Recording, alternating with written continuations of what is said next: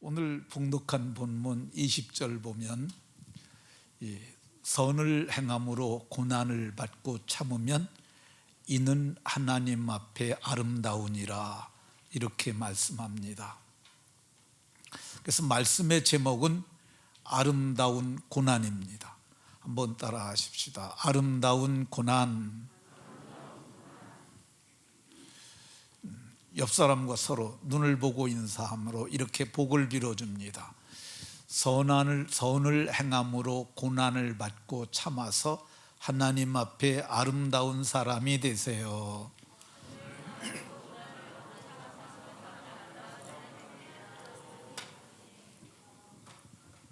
네, 선을 행하다가 고난을 당해도 잘 참으셔서 하나님 앞에 아름다운 인생들이 다 되는 복이 모두에게 있으시기를 예수님 이름으로 축원합니다.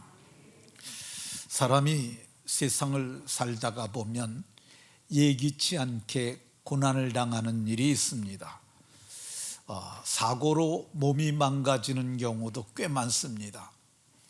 특별히 요즘에는 자동차가 문명의 이로운 기기, 문명의 이기기도 하지만은 이게 사람을 병들게도 하기도 합니다.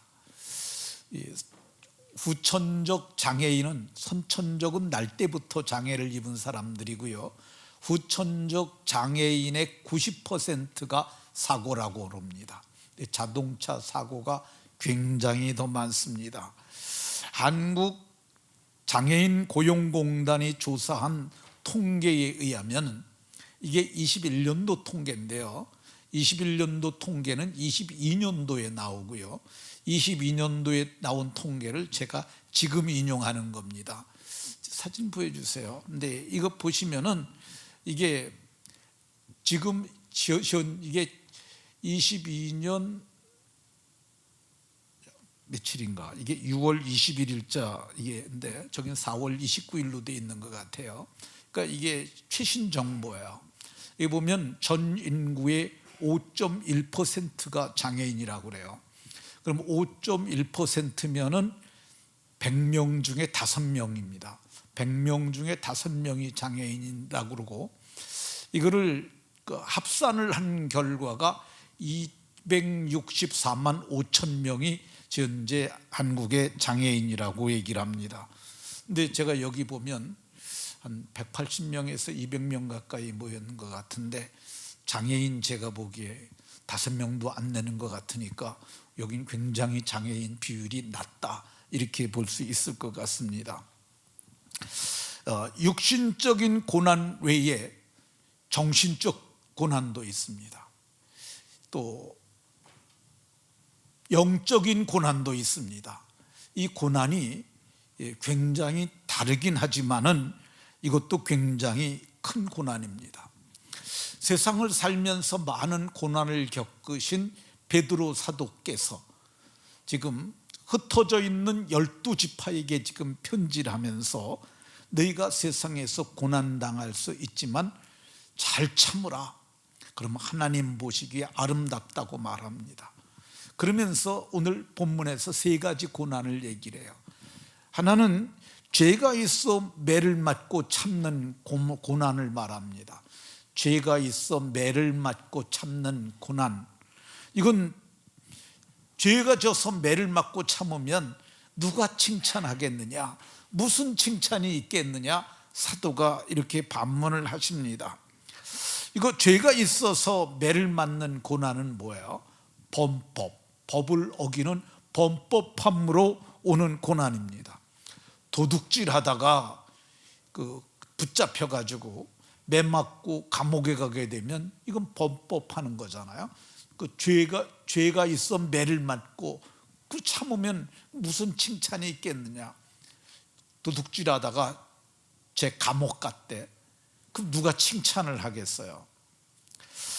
음행을 하다가, 요즘은 성적 자기결정권이라고, 이게 법원에서는, 우리나라에서는 그게 그걸 죄로 정하지 않지만 하나님 보시기엔 여전히 죄입니다. 혼전성관계, 그리고 혼외, 결혼을 했음에도 불구하고 남편 있는 여자가 다른 남자와 외도하는 것, 또 아내가 있는 남편이 또 외도하는 것, 이런 것들도 다 범죄에 속하는 거죠. 강간범은 아주 추악한 범행이죠. 근데 이런 강도나 강간해가지고 죄를 져서 매를 맞고 감옥에 갇혀서 거기서 참고 있으면 그 누가 칭찬하겠느냐, 이런 건 하면 안 된다고 얘기를 하고 있어요. 살인을 하다가 걸려가지고 살인범으로 붙잡혀서 고난을 당하는 고난, 이런 거 하면 안 되는 고난입니다. 예수님 믿는 사람은 죄가 있어서 매를 맞는 고난을 당하면 안 되는 줄로 깨달으시기 바랍니다. 두 번째, 사도가 얘기하시는 고난이 부당하게 고난을 당하는 고난이에요. 부당하게 고난을 받아도, 개역 성경은 애매하게라고 번역을 했는데 이 부당한 것이 더 적절한 것 같습니다. 부당하게 고난을 받을 수 있어요. 그래도 하나님을 생각함으로 그 고난의 현장에서 잘 참으면 이게 아름답게 될 수 있다고 그래요. 이게 이 고난을 아름답게 바꾸는 것, 이걸 승화 과정이라, 승화, 아름답게 승화할 수 있다고 얘기를 합니다. 부당하게 고난을 받은 사람은 성경에 부지기수로 많습니다. 요셉과 같은 사람이 이 부당하게 고난 받았죠. 요셉은 죄를 짓지 않았어요. 누가 죄를 졌냐? 형제들이 오히려 죄를 졌어요. 그러니까 형제들이 죄 짓는 걸 보고 형님들, 그렇게 죄를 지면 되겠느냐고 얘기를 했어요. 그 형님들이 오히려 요셉을 책망하니까 아버지한테 가서 일렀어요. 아버지, 형님들이 이런 죄를 졌습니다. 그러니까 요셉이 의로운 거죠. 그런데 형님들이 그 얘기를 듣고 요셉이, 자식이 아버지가 이뻐한다고 까불고, 이 자식이 우리를 고발하고, 이 자식이 아버지한테 이르고 나쁜 놈, 그리고 형제들의 미움을 받았어요. 이게 미움받는 것도 고난이에요. 근데 이거 부당한 마음고생이죠. 요셉은 죄를 짓지 않았어요. 그럼에도 불구하고 형제들이 그를 갖다가 미워하는 마음을 가지고 구덩이에 던져버렸어요. 요셉이 들어갔던 구덩이는 한 번 나오면 나올 수 없는 사망의 구덩이에요. 그 구덩이가 어떻게 생겼냐면요, 호리병처럼 생겼다고 그래요. 그러니까 그쪽에 가게 되면 그 이스라엘 가면은 석회암으로 만들어진 이렇게 구덩이들이 많대요. 사해사본이라는 것도 그런 데서 발견되고요. 쿰란 공동체라고 하는 공동체가 공동생활했던 데도 그렇게 석회암이 만들어진 그런 굴이에요. 근데 이렇게 호리병처럼 생겼는데 거기 던져보세요. 그 경사가 이렇게 져야 기어올라가라도 가는데 끝에 올라갈수록 이렇게 항아리처럼 생겼으니까 못 나오잖아요. 요셉을 그 구덩이에다 던졌어요. 근데 그 구덩이는 물도 없어. 그걸 어떻게 해요? 그럼 거기서 요셉은 울며 애걸했다고 성경이 말하고 있습니다. 미움을 받아서 구덩이에 던져져서 부당하게 마음고생하고 몸고생했어요. 요셉은 죄를 짓지 않았어요. 그럼에도 불구하고 형들 중에 하나가, 저러다가 죽으면 어떡해, 우리 건져갖고 차라리 저 이스마엘 장사꾼들에게 팔자. 그래가지고 구덩이에 있는 걸 건졌어요. 아마 줄을 내려가지고 이렇게 달아 올렸겠죠. 근데 이 요셉이 은 20에 팔렸어요. 당시에 노예값은 은 30이에요.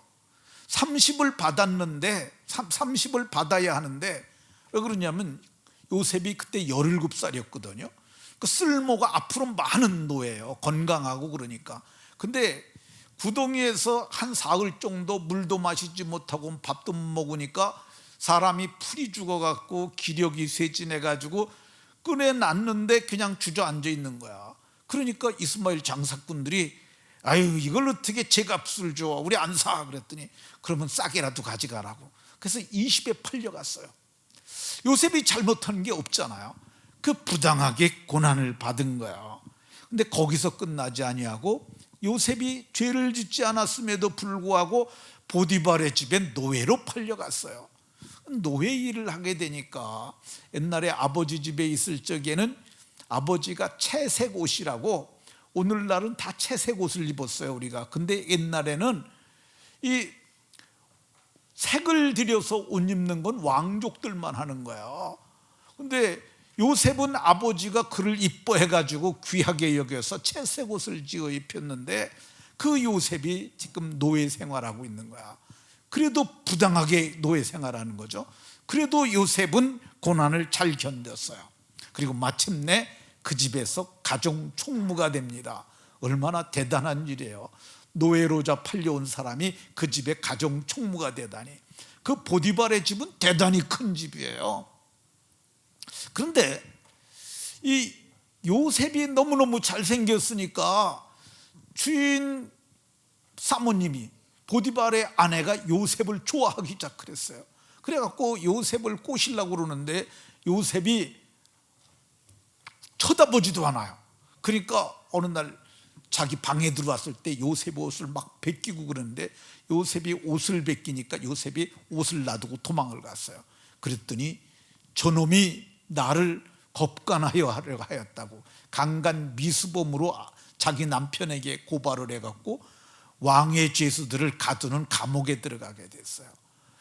이 감옥에 들어갔는데, 이 감옥에 들어갔을 때 그 고난이 얼마나 심했느냐 하면은요, 시편 105편에 보게 되면 요셉이 종으로 팔렸고, 요셉이 그 발은 착고를 차고, 착고가 뭐냐면 발수갑이라고 생각하면 돼요. 요즘 수갑은 아주 스테인리스로 깔끔하게 만들어잖아요. 동글동글하게 면도 잘 다듬어 갖고 꼭 팔찌처럼 생겨서 어떤 사람은 그걸 은팔찌라고도 그러는데, 그게 그래도 안 아픈 거야. 근데 옛날에는 쇠를 다루는 재련 기술이 없어가지고 무쇠로 만들어가지고 그걸 무겁게 만들어서 발에 차서 못 도망가게 하는 거야. 몸은 발은 착고로 채우고 몸은 쇠사슬, 굵은 쇠사슬로 묶여 있는데, 근데 여기 성경을 보게 되면 이 성경이 뭐라고 얘기를 하냐면 발은 착고에 상했다고 얘기를 해. 상했으니까 이게 오랫동안 이런 고난을 당했어요. 죄진 거 없는데도 이렇게 부당하게 고난을 당했어요. 근데 부당하게 고난을 당해도 하나님 생각하면서 요셉이 잘 참았어요. 하나님을 생각함으로 참으면 그 고난을 아름답게 되는 거라고 얘기를 했잖아요. 근데 하나님께서는 요셉이 고난을 당하는 걸 통해서 그를 단련하셨어요. 단련이라고도 하고 연단이라고도 하는데, 그 고난 때문에 이 사람이 유능한 사람이 되는 거예요. 참는 사람, 또 인내력 있는 사람. 그리고 거기가 어떤 곳이냐면 왕의 죄수들을 가두는 감옥이에요. 그러니까 왕의 죄수들이 누군 사람들이에요. 오늘날 얘기하면 국무총리, 장관, 그런 사람들이 거기 갇혀 있는 거야. 정치범들이 있는 데죠. 거기서 정치를 들어요. 뭐 귀는 뚫려 있으니까 다 듣잖아요. 그러면서 애굽의 정치를 배우고, 그리고 그 사람이 거기서 큰 이해력을 얻습니다. 그래서 유능한 자가 된 거예요, 감옥에 있으면서. 그래서 그가 마침내 하나님이 이만하면 됐다라고 생각할 때, 그걸 말씀이 응할 때까지라고, 요셉을 단련했는데 말씀이 됐다 할 때까지 거기서 단련했다고 이렇게 얘기를 하고 있습니다. 그 단련하신 후에 하나님께서 사람을 보내가지고 그를 석방하고, 바로는 그를 자기 집의 주관자를 삼았어요.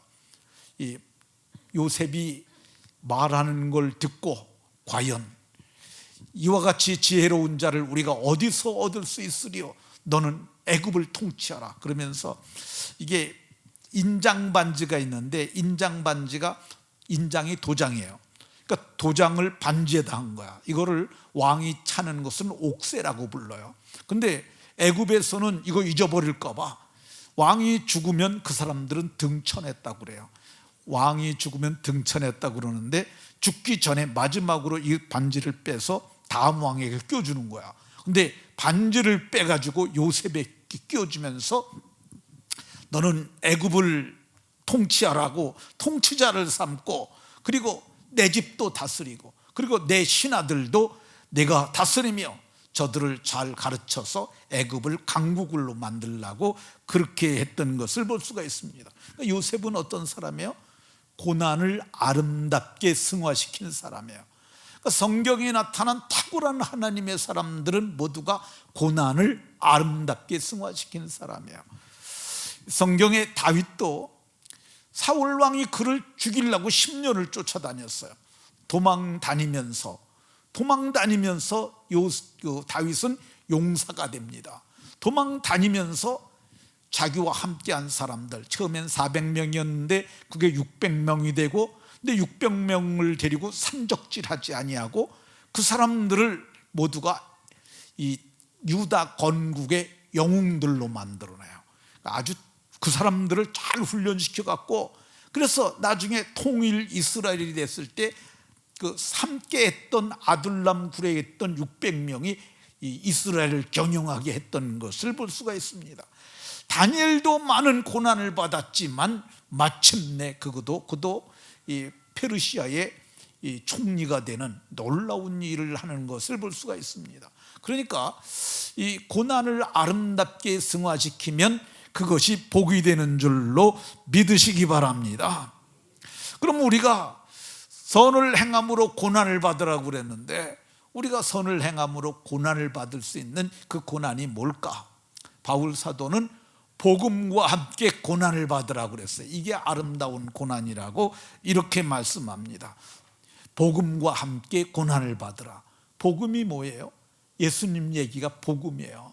그러니까 예수님이 이 땅에 오셔서 십자가에서 못 박혀 죽으시고 부활하시고 승천하신 이 얘기가 복음인데, 오늘 사도께서는 이것을 위하여 너희가 부르심을 받았다고 얘기를 하고 있어요. 21절에 이를 위하여 너희가 부르심을 받았으니, 그러면 우리가 복음을 위해서 고난 받으라고 얘기를 하면서 너희들에게 모델이 될 만한 아름다운 고난 당하신 분이 한 분 있다고 한 분을 소개해요. 그분이 누구겠어요? 예수님. 그래서 사도는 21절에서 예수님도 너희를 위하여 고난을 받으사, 고난 받으셨는데, 고난 받으실 때 그분은 죄를 범한 적 없는데 고난을 받았어요. 죄를 져서 고난을 받았으면 자기 죄 때문에 고난을 받는 거죠. 22절에 보면 그는 죄를 짓지도 아니했고 죄를 범하지도 않았고 그 입에는 거짓말도 없으시고, 그는 말할 수 없는 욕을 당하셨어요. 어떤 욕 당하셨냐? 얼굴에 침 뱉는 수욕을 당했고, 뺨을 맞고 갈대로다 머리를 맞는 이런 수욕을 당하시되 같이 욕하지 않으셨어요. 고난을 당하시되 막 그 협박, 그들이 자기 예수님을 괴롭힐 때 너네들 좀 있다가 죽을 줄 알아 이렇게 위협하지 아니하시고, 오직 하나님께 부탁하시고, 그리고 그 십자가에서 고난을 담당하셨는데, 그 고난이 어떤 고난이냐? 24절에 보면 나무에 달려 그 몸으로 우리의 죄를 담당하셨으니, 이 나무에 달린 자는 저주받은 자라고 그래요. 근데 예수님께서 나무에 달리셔서 우리가 받아야 할 저주를 다 몸소 당하시고 우리의 죄를 담당하셨다고 얘기를 하고 있어요. 그 이유가 뭐냐? 우리를 위해서, 성경은 우리를 위해서, 우리 죄를 위해서 담당하셔서, 이거는 예수님께서 이렇게 한 것은 선지자의 이사야의 예언을 이루려는 것인데, 그가 찔림은 우리의 허물을 인하며 그가 상함은 우리의 죄악을 인함이라.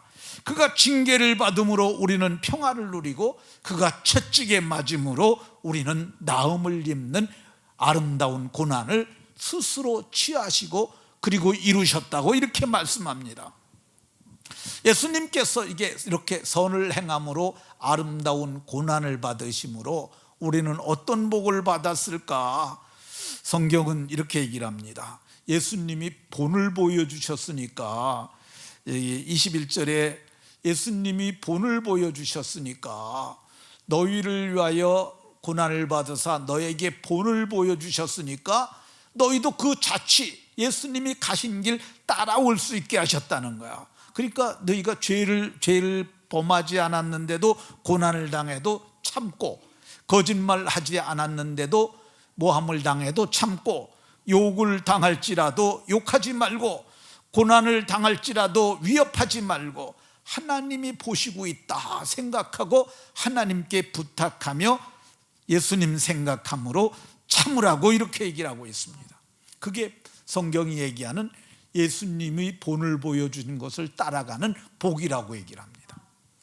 두 번째, 예수님께서 이렇게 십자가에서 우리의 죄를 담당하시는 아름다운 고난을 보여주셨는데 그러므로 우리가 무슨 복을 받았을까?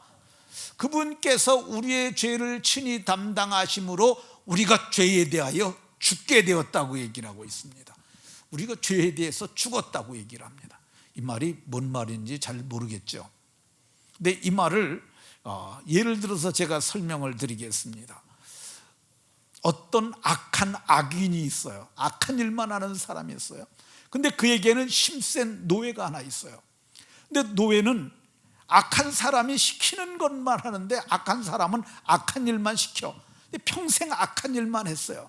그러다가 악한 일 하다가 그만 그 사람이 죽었어요. 노예가 죽어버렸어요. 그러면 이 악한 일 하다가 죽은 노예가 죽었는데도 계속 할 수 있을까? 못하지. 이제 못하는 거야. 그 사람은 죽었으니까. 자, 이제 악인이 죽은 노예를 보고 명령을 해요. 야, 인마 일어나 가서 쟤를 칼로 찔러. 쟤가 돈을 뺏어와. 아무리 명령을 내린다 할지라도 죽은 노예가 할 수 있어요? 못해요? 못하지. 그러니까 우리는 이와 같이 죄에 대해 죽었다는 거야. 죄가 우리에게 명령을 내려요. 옛날에는 야, 저 여자 꼬셔가지고 음행을 해라. 너 저 사람 꼬셔가지고 돈을 좀 뺏어라. 이런 악한 생각으로 우리를 계속 사주해요. 그렇지만은 이제는 죄의 종이 아니에요. 죄를 범하는 사람은 다 죄의 종인데 우리는 죄의 종이 아니에요. 이 요한복음 8장에 보게 되면 죄를 범하면 죄의 종인데 죄를 범하면 어떻게 돼요? 죄의 삭시 사망이니까 죄의 종으로 사망에 이르게 돼요. 근데 죄에 대해서 죽었으므로 이제는 범죄하지 않는 하나님의 사람들이 다 됐는 줄로 믿으시기 바랍니다. 예, 우리 예수님께서 우리로 하여금 그 죄를 담당하심으로 우리가 죄에 대하여 죽고 그 대신 어떻게 됐느냐? 이제는 의에 대해서 살게 되었다고 이렇게 말합니다. 죄에 대하여 죽고 의에 대하여 산 자가, 그러니까 누가 그렇게 됐느냐? 내가, 그리고 여러분들이 의에 대하여 산 자가 되었다고 얘기를 합니다. 이 말이 무슨 말이냐면 이제는 죄가 아무리 내게 명령을 해도 내가 듣지 않아요. 근데 그 대신 예수님이 나를 대신하여 죽으셨으니까 내가 예수님께 대해 산 자가 된 거야. 그래서 이제는 예수님의 말씀을 행하는 자가 됐다는 그런 말씀입니다. 갈라디아서 2장 20절에 보면은 내가 그리스도와 함께 십자가에 못 박혔나니, 십자가에 못 박혔으면 죽었겠어요? 살았겠어요? 죽었죠. 바울 사도가 나는 죽었다고 생각하고, 그러면 지금 살아있는 너는 뭐냐? 이제 내가 사는 것은 내가 사는 게 아니고 내 안에 그리스도께서 사시는 것이라. 내 안에 그리스도께서 사시는 것이라. 이제 내가 육체 가운데 사는 것은 나를 사랑하사 나를 위하여 자기를 버리신 하나님의 아들을 믿는 믿음 안에서 사는 것이라고 이렇게 말씀합니다. 그러니까 지금 사는 건 뭐냐? 옛날에 옛사람은 죽었고 지금은 의에 대해 산 자가 돼서 내 안에 그리스도와 함께 내가 그리스도를 위하여 그리스도의 뜻을 행하며 살게 됐는 줄로 믿으시기 바랍니다. 예수님께서 십자가에서 죽으시면서 우리의 죄를 담당하셨다고 이렇게 말씀하는데, 예수님께서 십자가를 지시고 친히 나무에 달려 죽으심으로 우리의 죄를 담당하심으로 우리가 받은 복이 뭐냐? 성경은 얘기를 해. 채찍에 맞음으로 너희가 나음을 입었다. 우리 죄를 담당하시고 나무에 달려 죽으셨는데 우리가 받은 복이 채찍에 맞음으로 우리가 나음을 입었다고 얘기를 합니다. 이 낳았는데 낳은 게 뭐가 낫냐? 육체도 낫고 영혼도 낫게 됐어요. 첫 번째, 예수님께서 채찍에 맞으셔서 피 흘리셨잖아요. 대장간에서 만든 30cm 되는 못으로 박혀가지고 손이 찢어져서 피가 났잖아요. 발도 피 흘리셨잖아요. 로마 병정이 옆구리를 찔러가지고 거기서 피가 흘렀잖아요. 근데 이 예수님의 흘린 피가, 그의 피라 우리를 허물과 죄로 죽었던 우리를 살리셨고요, 그 피가 우리 마음의 뿌림을 받아서 악한 양심으로부터 벗어나게 됐고요, 그 결과 베드로 사도는 믿음의 결국 너희가 영혼의 구원을 받게 되었다고 얘기를 합니다. 너희가 나음을 입었는데 뭐가 낫냐? 영혼과 영혼이 온전히 나서 하나님의 구원을 받는 사람이 됐다고 얘기를 합니다. 이게 누가 그러냐? 내가 구원받았고 여러분들이 악한 양심으로부터 벗어나서 믿음의 결국 영혼의 구원을 받게 됐는 줄로 믿으시기 바랍니다. 두 번째, 우리가 어떤 나음을 얻었느냐? 채찍에 맞음으로 너희가 나음을 얻었다고 그랬는데 이게 몸이 나은 거야. 병에서 낫는 거야. 어떻게 우리가 나을 수 있을까? 그는 예수님께서 채찍에 맞으심으로 구원을 완성하신 주님이 이루신 복음의 비밀을 깨닫는 순간 믿는 자들이 예수님의 치유의 능력으로 회복이 되는 거야. 예를 들어서 한 분을 말씀드리겠습니다. 김옥래 전도사라고 하는 분이 있습니다. 이분이 이 책을 썼어요. 근데 이분이 자기가 했던 일을 쓴 거야. 근데 이분이 쓴 이 책이 1988년도 12월 23일에 KBS 뉴스에 나왔어요. 그리고 SBS에서도 뉴스가 나왔어요. 왜 나왔냐면 이 책을 본 사람이 마음의 감동을 받아가지고 자기가 옛날에 그 기차 무임승차를 많이 했었는데 그걸 자기가 계산을 해갖고 그 비용을 철도청으로 보냈어요. 그래가지고 나 옛날에 학교 다닐 때 그리고 돈 없을 때 기차를 무임승차를 많이 했는데 내가 이거 회개하는 마음으로 이 비용을 보낸 거야. 그러니까 그걸 받고 수십 년 지났는데 그걸 보내는 사람이 어디 있겠어요. 그러니까 철도청에서 연락을 했어요. 이거 왜 돈을 그래도 보냈느냐, 오래됐는데 다 잊어버린 거 아니냐 그랬더니 내가 하나님을 믿게 됐고 이 책을 보고 나서 내가 깨달은 바가 있어서 보냈으니까 이걸 철도청에서 알아서 써달라고. 근데 이 책을 보고 깨달은 사람들이 수없는 사람들이 그걸 보낸 거야. 왜 그러냐면은 자기가 살면서 그런 과오를 이 과오가 있었는데, 예를 들어서 하나 말씀드리겠습니다. 학교를 퇴직한 선생님이 유치원 원장을 하고 있었어요. 근데 그 선생님이 그날 저분이 집회를 했는데, 저분이 이제 지금 구로동에 있는 봉신교회라는 교회에 지금은 이제 은퇴를 하신 거죠. 남편은 원로 목사가 됐고 지금은 서울대를 마치고 프린스턴에서 박사학과정을 하고 온 아들이 그 교회를 담임하고 있어요. 그런데 그분이 이제 옛날에 젊었을 적에 서울 신대를 마치고 그분이 전도사를 하다가 그 남편을 만나가지고 목사님을 만나서 이제 목사의 아내가 됐어요. 그러니까 교회에서 있을 땐 사모님이고 집회를 나갈 땐 전도사로 이렇게 활동을 했던 분입니다. 근데 이분이 집회를 하는데 한 분이 이게 많은 돈을 헌금을 했대요. 근데 이게 뭐냐 그랬더니 회개하는 마음으로 드린 거다고.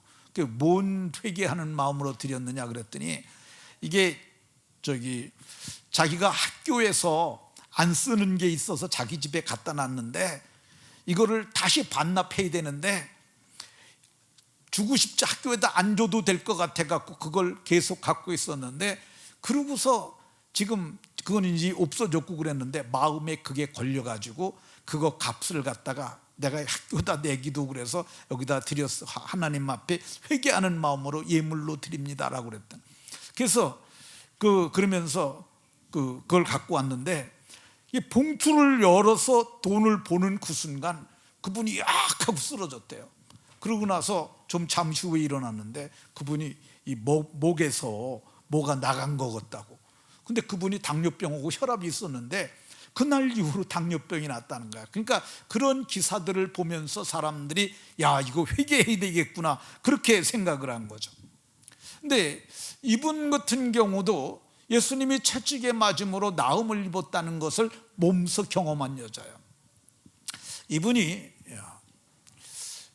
이분이 이제 시골에 살았는데 아주 어렸을 때 총명했대요.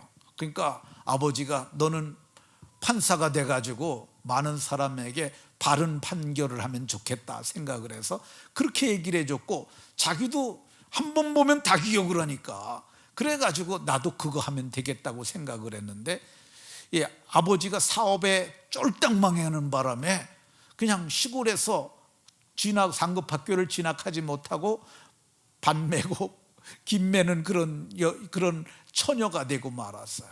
그러다 보니까 이 마음이 상해가지고 병이 들어가지고 살아있긴 살아있는데 몸도 빼짝 마르고 여러 가지 중병에 들려 있었던 거야. 근데 시골에 있는 교회에서 전도를 와가지고 또 그러다 죽으니까 예수 믿고 살으려고 예수 믿으라고. 그래서 예수님을 믿게 됐어요. 근데 예수님을 믿었는데도 나지 않았어요. 근데 어느 날 그 교회에서 산기도를 간다고 그러더래요. 근데 산기도를 간다고 그러는데 산기도 가서 부르짖으면 하나님이 병도 고쳐주고 다 그런다고 그러니까 나도 가겠다고. 근데 산기도를 가는데 1진, 2진이 가는데 먼저 가서 한 분이 기도하는 분들이 있고 그 다음에 또 자기가 두 번째로 가게 됐는데 권사님이 얘기를 하더래요. 여기 내가 기도의 털을 닦아놓은 곳인데 네가 여기 와서 기도하면 좋겠다고. 옥내가 여기서 기도하라고. 그래갖고 거기서 자기가 기도하는데, 그러니까 거기서 기도하면서 뭐 밤새도록 기도를 해야 되니까, 그러니까 자기 어렸을 때보다 다 하나님 앞에, 하나님 내가 이랬었는데 판사 되려고 그랬는데 나 시골에서 이 콩밭 매는 그런 처녀가 돼가지고 내가 지금 마음도 아프고 속도 상하고 하나님 나 그렇다고 다 털어놓는데, 하나님 내가 이제 병도 들어가지고 지금 이렇게 살고 있다고. 그런데 갑자기 십자가에 못 박힌 예수가 눈앞에 확 나타나다는 거야. 내가 너를 위하여 십자가에 못 박혀 죽었는데 네가 왜 이렇게 있어야 하느냐고. 내가 채찍에 맞음으로 네가 나음을 입었다고. 그 말씀을 거기서 하셨다는 거야. 근데 그 말씀을 듣는 그 순간 자기가 지금까지 자기를 누르고 있던 뭔가가 확 떠나는 것 같았다고 하는 거야. 그리고 그날 이후부터 건강해졌어요. 그래가지고 서울 와가지고 공부해가지고 서울신대를 나오고 그렇게 사역을 하게 됐습니다. 그러니까 이게 채찍에 맞음으로 너희가 나음을 입었다는 이 말씀이 오늘 우리를 치유하는 말씀인 줄로 믿으시기 바랍니다. 두 번째, 어떻게 치유가 일어나느냐? 말씀을 믿고 기도할 때 치유가 일어납니다. 예수님이 채찍에 맞음으로 나음을 입었다라고 말씀하시는데, 저는 이 말씀도 말하지만은 예수님께서 마지막으로 누가복음에 하신 말씀이 있어요. 믿는 자들에게는 이런 표적이 따르리니 그들이 내 이름으로 귀신을 쫓아내며, 그리고 이 병든 사람에게 손을 얹은 즉 나으리라, 이렇게 말씀하셨어요. 근데 이 말씀을 믿고 하나님 앞에 기도하고 손을 얹고 하는 거죠. 이게 은사일 수도 있고 말씀을 믿는 믿음일 수도 있습니다. 우리가 1월 달부터 특세 많이 했잖아요. 근데 특세 하다가 기도받으러 나오라고 그래서 보면은 사람들이 이게 그냥 기도해줘서 날 게 아닌 것들이 있어요. 그런 분들은 제가 강대상으로 올려보내가지고 나중에 그분들에게 그런 기도를 해줬어요. 근데 기도해주면은 90%가 낫습니다. 지난 주간에 어떤 자매님이 제가 그 특세 때 여기 앞에 앉아 있는데 어떤 자매님이 4시 45분에 문자를 보냈어. 목사님, 새벽 기도 마치고 기도해 줄 수 있나요? 그래서 제가 그 동그라미 하나 보냈어요. 동그라미 하나를 보는 게 해줄 수 있다는 뜻이에요, 그게. 그랬더니 그 다 해주고 났는데 나와가지고 제가 기도를 했어요. 왜 기도 받으려고 그러냐 그랬더니 평소에 우울하대요. 그리고 가슴이 답답하대요. 그리고 가위 눌린대요. 그러냐고 그러고 제가 기도해 줬어요. 그리고 기도해 주고 저는 말씀을 믿고 기도를 해준 거죠. 그 손을 얹은 중 나으리라 하셨으니 주님께서 고쳐주시옵소서. 그리고 새벽 기도 마치고 갔죠. 그랬더니 답장이 왔어요. 1시쯤 왔어요. 1시에 1시 2분에 왔네. 기도해 주셔서 감사합니다. 답답함이 없어졌어요. 이게 우리가 예수님께서 십자가에 못 박혀 죽으심으로 치유의 근원을 만들어 놓으셨어요. 오늘 우리가 고침받는 모든 교회 안에서 고친 것은 채찍에 맞음으로 나음을 입은 그것 때문에 그런 줄로 믿으시기 바랍니다. 심지어 바울 사도 같은 경우는 바울 사도께서 이 놀라운 치유 사역을 많이 하셨어요. 근데 성경이 그거를 기록하는 책이 아니라서 조금 기록이 됐는데, 심지어 사람들이 바울의 몸에서 손수건이나 앞치마를 가져다가 병든 사람을 이게 얹으니까, 그러니까 이 바울 사도께서 와서 좀 기도 좀 해달라고, 기도해달라고 사람을 바울 사도를 청하러 온 거죠. 근데 사도님이 안 계셔요. 그러니까 앞치마라도 가져가서 얹어봐야 되겠다. 어떤 사람은 난 손수건, 그리고 얹었더니 병이 떠나고 악귀도 나가더라, 이렇게 성경이 기록하고 있습니다. 근데 이 바울 사도도 치유의 근원이 뭐예요? 채찍에 맞음으로, 그분이 채찍에 맞음으로 너희가 나음을 입었다는 예언의 성취로, 그것 때문에 낫는 겁니다. 베드로 사도는 지금 이건 베드로 사도가 쓴 서신을 살펴보고 있어요. 베드로 사도는 어느 정도 치유가 일어나느냐 하면, 병든 사람을 메고 와서 길거리에다 쫙 놔요. 근데 왜 그랬냐면 베드로 사도가 손도 대지도 않고 지나가는데 그림자만이라도 덮일까고. 그림자가 덮였더니 어떤 사람이 일어나느냐, 수많은 사람들도 모여 병든 사람과 더러운 귀신에게 괴로움을 받는 사람을 데리고 와서 그림자만 지나가도 다 나았다고 성경이 얘기를 하고 있습니다. 어떻게 그 일이 일어날 수가 있어요? 예수님께서 채찍에 맞음으로 우리가 날 수 있도록 치유의 저수지를 만드셨기 때문인 줄로 믿으시기 바랍니다. 예수님께서 친히 나무에 달려서 그 몸으로 우리의 죄를 담당하심으로 어떤 일이 일어났느냐, 전에는 양과 같이 길을 잃었더니 지금은 영혼의 목자와 감독 되신 분에게 돌아오는 은혜가 있었어요. 하나님이 보내주신 목자가 누구세요? 선한 목자 예수님이죠. 예수님이 목자와 감독 되신 분에게 돌아올 수 있도록 길을 만드셨어요. 내가 곧 길이라 그러셨고, 자기 몸 육체를 찢고 휘장 가운데로 열어놓은 새로운 살길, 생명의 길을 만들, 새로운 살길, 이게 리빙웨이예요. 영어 성경을 보면 생명의 길을 열어놓으셨어요. 휘장은 찢으셨는데 휘장이 그의 곧 육체라고, 이게 채찍에 맞음으로 우리가 낫게 하셨고, 그래서 우리가 사망에서 생명으로, 그리고 우리로 하여금 하늘의 시민권을 주시고 우리로 하여금 어린 양의 생명책에 이름이 농명되게 하셔서 하나님 나라에 들어가는 복을 주셨는 줄로 믿으시기 바랍니다. 이렇게 아름다운 고난을 통하여 복을 받은 사람들이 어떻게 살아야 할까?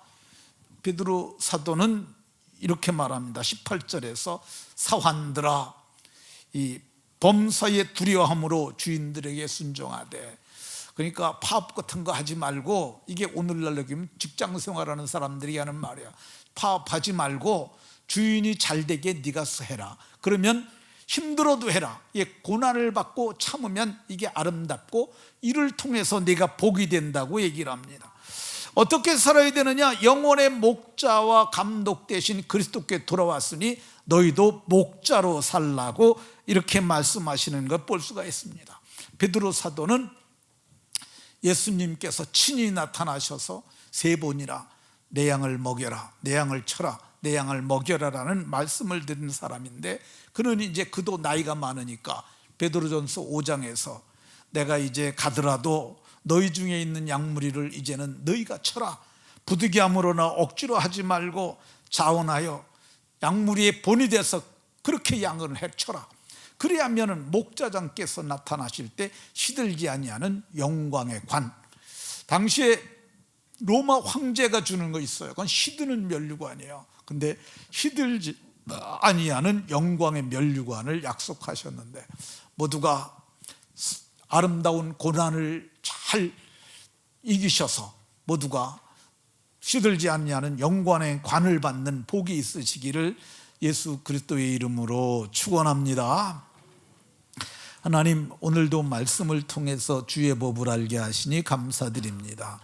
예수님께서 우리의 죄를 친히 담당하시고 십자가에 죽으심으로 아름다운 고난을 통해서 우리로 하여금 은혜를 얻게 하셔서 감사드립니다. 은혜를 입은 우리가 먼저 가신 예수님의 자취를 따르는